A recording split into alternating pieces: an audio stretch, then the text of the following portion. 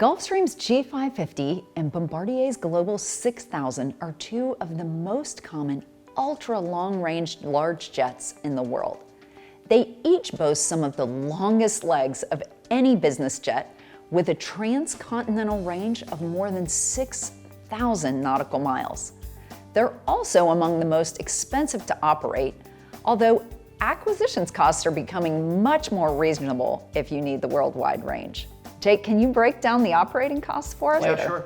So let's use what we have been using in this series, 100,000 miles flying in a year.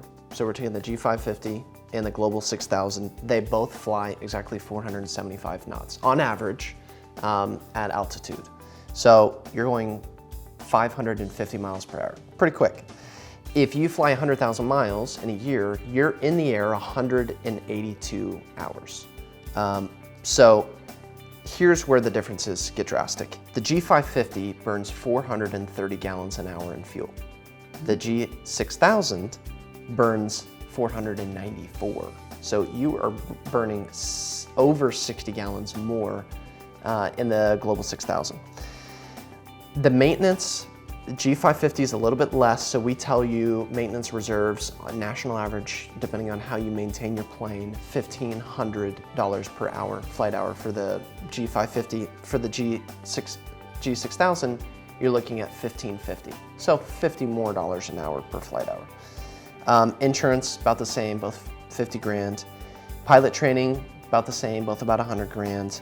So the yearly DOCs for the Global 6000 are just going to be higher. If you fly 182 hours in a year, we tell you to budget about $730,000 for your DOCs, depending on what you buy fuel for.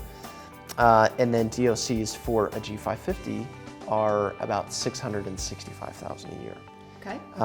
Fixed costs, I mean, you give or take $1,000. It's almost identical what you're paying. So.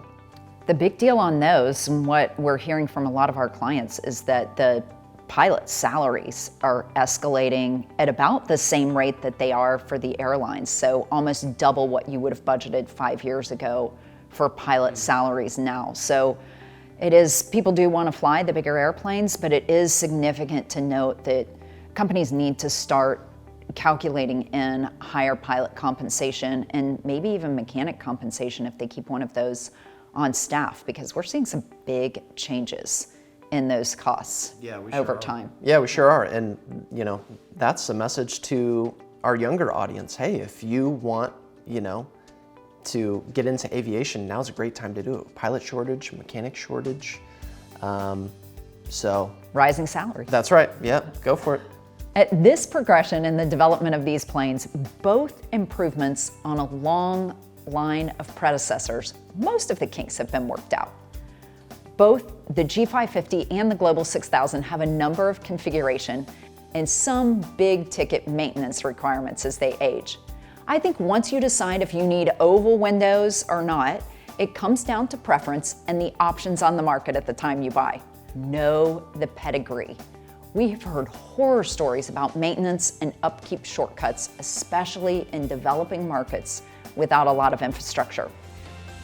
Visit wepush10.com/resources to learn more about current market values and find even more valuable resources for buying or selling an aircraft.